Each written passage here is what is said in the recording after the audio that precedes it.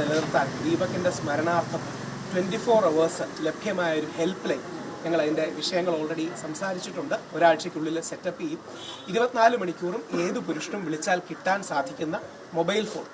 അങ്ങനെ ഞങ്ങളൊരു പുരുഷന്മാരെ സപ്പോർട്ട് ചെയ്യാൻ ഹോമീസ് മുങ്കി ബാത്ത് എന്നുള്ള ആപ്പ് അടക്കമുള്ള കാര്യങ്ങൾ കൊണ്ടുവരുന്നു. അപ്പോൾ ആ രീതിയിൽ നമ്മളാ കഴിയുന്ന സപ്പോർട്ടുണ്ട്. 2 ആവശ്യങ്ങളാണ് മുമ്പോട്ട് വെച്ചത്. പേരൻസിനോടും അഭ്യർത്ഥിക്കുന്നുണ്ട്, റിലേറ്റീവ്സിനോടും. ഒന്ന്, ജനുവരി 17 ഇദ്ദേഹത്തിൻ്റെ ജന്മദിനം. ആ ദിവസം തന്നെയാണ് ഇദ്ദേഹത്തിൻ്റെ അവസാനത്തിലേക്കും പോകാൻ ദൗർഭാഗ്യവശാൽ സംഭവം ഉണ്ടായത്. അപ്പോൾ ജനുവരി 17 കേരളത്തിൽ നമ്മൾ പുരുഷാവകാശ ദിനമായിട്ട് ആചരിക്കാൻ ആഗ്രഹിക്കുന്നുണ്ട്. ദേശീയ തലത്തിൽ നമ്മൾ ഈ മെൻസ് ഫൗണ്ടേഷൻസുമായിട്ട് ബന്ധപ്പെട്ടും കൂടെ നമ്മൾ പറയുന്നുണ്ട്. കാര്യം ഒരു പുരുഷൻ അവൻ്റെ അവകാശങ്ങളിലും അവൻ്റെ ജീവിതത്തിലെ വേദന സംഭവിച്ച് നമ്മളിൽ നിന്ന് വിട്ടുപിരിഞ്ഞതാണ്. അതോടൊപ്പം ദീപകിൻ്റെ ഓർമ്മ നിലനിർത്താൻ, കാര്യം നമ്മളൊക്കെ ഈ ഒരാഴ്ചയോ 2 ആഴ്ചയോ ചിലപ്പോൾ 1 മാസമോ 2 മാസമാണ് കാണുന്നത്. ഇവരുടെ ജീവിതം അതിന് ശേഷവും തുടർന്നു പോകണമെന്ന്. അപ്പോൾ ദീപകിൻ്റെ ഓർമ്മ നിലനിർത്താൻ ദീപകിൻ്റെ സ്മരണാർത്ഥം 24 hours ലഭ്യമായ ഒരു ഹെൽപ്പ് ലൈൻ ഞങ്ങൾ അതിൻ്റെ വിഷയങ്ങൾ ഓൾറെഡി സംസാരിച്ചിട്ടുണ്ട്. ഒരാഴ്ചയ്ക്കുള്ളിൽ സെറ്റപ്പ് ചെയ്യും. 24 മണിക്കൂറും ഏത് പുരുഷനും വിളിച്ചാൽ കിട്ടാൻ സാധിക്കുന്ന mobile phone. Land line number അല്ല, പലപ്പോഴും ലാൻഡ് ലൈൻ നമ്പർ ഗവൺമെൻറ്റിൽ നിന്നും വർക്ക് ചെയ്യാറില്ല. പുരുഷന്മാർക്ക് ലഭിക്കാൻ കിട്ടുന്ന ഒരു നമ്പർ വാട്സപ്പ്. അതിൽ വിളിക്കുമ്പോൾ പുരുഷന്മാർക്ക് ആദ്യഘട്ടത്തിൽ തീർച്ചയായിട്ടും, അതായത് അവർ സംസാരിക്കുമ്പോൾ ഫ്രീ ആയിട്ട് അവരെ ഒരു ലോയറുടെ അടുത്തേക്ക്, ഒരു ഡോക്ടറുടെ അടുത്തേക്ക്, അല്ലെങ്കിൽ ലൈഫ് കോച്ചും ലീഗൽ കോച്ചിലേക്കും സപ്പോർട്ട് ചെയ്യാനുള്ളൊരു മിഷൻ മെൻസ് കമ്മീഷൻ്റെ ഭാഗത്തു നിന്നുള്ളൊരു എഫേർട്ടുണ്ട്. അതിന് വ്യത്യസ്ത സംഘടനകളോട്, MRF അടക്കമുള്ള സംഘടനകളോട് സഹകരിച്ച് നമ്മൾ പോകുന്നുണ്ട്. അതോടൊപ്പം ഇമ്പോർട്ടൻ്റ് ആയി നേരത്തെ ഇവിടുത്തെ രാഷ്ട്രീയ പ്രാതിനിധ്യം അടക്കമുള്ള ആൾക്കാർ പറഞ്ഞത്, നിങ്ങൾ ഈ വീട്ടിൽ വരുന്നത് പോലെ തന്നെ ഈ പെൺകുട്ടിയുടെ വീട് അന്വേഷിച്ചെത്താൻ നിങ്ങൾക്കൊരു ബുദ്ധിമുട്ടുമില്ല. അപ്പോൾ ആ പെൺകുട്ടിയുടെ കൂടെ കാര്യങ്ങൾ കണ്ടുപിടിക്കണം. തൽക്കാലം അവർ അബ്സ്കോണ്ടിങ് ആണെന്നാണ് മനസ്സിലാക്കുന്നത്. പോലീസ് ഇതുവരെ അറസ്റ്റ് ചെയ്തിട്ടില്ല.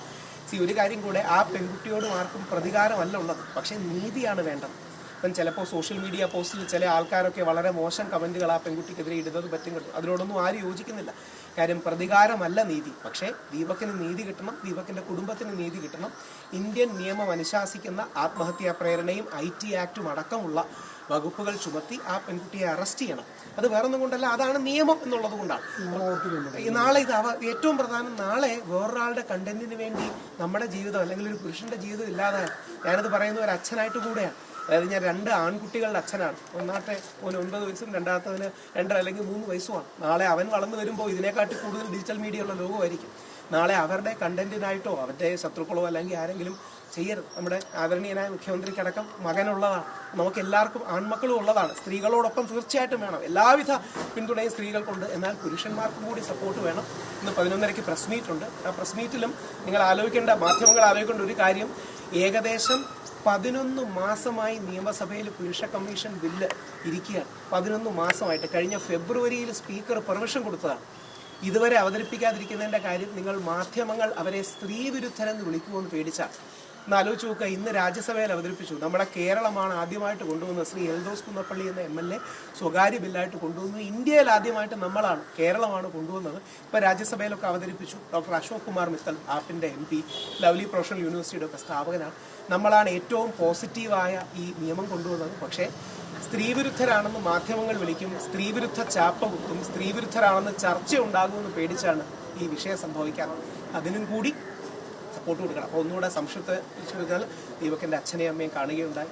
ഞങ്ങളാൽ കഴിയുന്ന രീതിയിലും ശ്രീ ഫൈസലിൻ്റെയും പിള്ളറിൻ്റെയും സപ്പോർട്ടോടുകൂടി 3,17,000 3,17,000 രൂപ കൊടുക്കുകയുണ്ടായി. അവർക്ക് ഇനിയും നമ്മളാൽ കഴിയുന്ന രീതിയിലുള്ള പിന്തുണ കണ്ടിന്യൂ ചെയ്യും.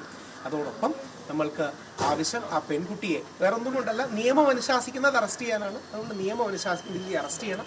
ആ പെൺകുട്ടിയോടും പ്രതികാരമില്ല. വളരെ മോശം കമൻറ്റുകൾ ആ പെൺകുട്ടിക്കെതിരെ ചില ആൾക്കാർ ഇടുന്നത് കണ്ടു. ഞാൻ അവരുടെ പേര് പോലും പറയാൻ ആഗ്രഹിക്കുന്നില്ല. ഈ കണ്ടന്റ് ചെയ്യുന്ന കുട്ടികളെ പീഡിപ്പിക്കണമെന്നൊക്കെ പറയുന്ന ചില കമൻറ്റുകളുണ്ട്. അതൊന്നും ഒരു കാരണവശാലും അംഗീകരിക്കില്ലെന്ന് മാത്രമല്ല, പോലീസ് ആക്ഷനും എടുക്കണം. അത്തരത്തിൽ അമിതമായി ഏതെങ്കിലും പുരുഷന്റെ ഭാഗത്തു നിന്ന് അങ്ങനെ സ്ത്രീക്കെതിരെ കമൻറ്റ് വന്നിട്ടുണ്ടെങ്കിൽ അതിനെ അപലപിക്കുകയും ചെയ്യുന്നു. പോലീസ് അതിന് നിയമം എടുക്കണം. തിരിച്ചും അങ്ങോട്ടും ഇങ്ങോട്ടും ചില സ്ത്രീകൾ അങ്ങനെ ഇട്ടു എന്ന് പറയുന്നു, ചില പുരുഷന്മാർ തിരിച്ചിട്ടു എന്ന് പറയുന്നു. രണ്ടും ശരിയല്ല. കാര്യം പുരുഷനും സ്ത്രീയും സമൂഹത്തിലെ 2 കൈകളാണ്. അവ ഒരുമിച്ച് പ്രവർത്തിക്കേണ്ടതാണ്, പരസ്പര വിരോധത്തിലല്ല. ഈ അവസരത്തിൽ പുരുഷ കമ്മീഷൻ വേണം. ജനുവരി 17 പുരുഷാവകാശ ദിനമായി നമ്മൾ ആചരിക്കും. ദീപകിൻ്റെ സ്മരണ നിലനിർത്താനായി ദീപകിൻ്റെ ജന്മദിനത്തിനും നമ്മളെ വിട്ടുപിരിഞ്ഞ ദിനത്തിനും നമ്മളത് ആചരിക്കും. അതോടൊപ്പം ഒരു ഹെൽപ്പ് ലൈൻ നമ്പർ ഒരാഴ്ചയ്ക്കുള്ളിൽ എനിക്ക് തോന്നുന്നു നമുക്ക് ഓൾറെഡി നമ്മൾ സംസാരിക്കുമ്പോൾ അതിൻ്റെ വർക്ക് തന്നുകൊണ്ടിരിക്കുകയാണ്. അറ്റ്ലീസ്റ്റ് റിപ്പബ്ലിക് ഡേയോ അതിന് ശേഷമെങ്കിലും 24 മണിക്കൂറും ആക്റ്റീവ് ആകുന്ന ഒരു help line mobile number plus WhatsApp നമ്മൾ കൊണ്ടുവരാൻ ശ്രമിക്കും. ഞങ്ങളല്ല, ഡിജിറ്റലി ബേസ്ഡ് ആണ് വർക്ക്. ഇനി ഇതൊരു സംഘടനയോ സംവിധാനമോ അല്ല. അതായത് മെൻസ് കമ്മീഷൻ ഗവൺമെന്റ് കൊണ്ടുവരേണ്ട ഒരു കാര്യമാണ്. മെൻസ് കമ്മീഷൻ എന്ന് പറഞ്ഞാൽ ഒരു ക്വാസി ജുഡീഷ്യൽ ബോഡിയാണ്. എല്ലാ കമ്മീഷനും, മെൻസ് കമ്മീഷനും യൂത്ത് കമ്മീഷനും ഒക്കെ. അതുകൊണ്ട് ഞാൻ യൂത്ത് കമ്മീഷന്റെ ഭാഗമായി പ്രവർത്തിച്ചിട്ടുണ്ട് കേരള ഗവൺമെന്റിന്റെ. അതുകൊണ്ട് നിർബന്ധമായി കൊണ്ടുവരണം.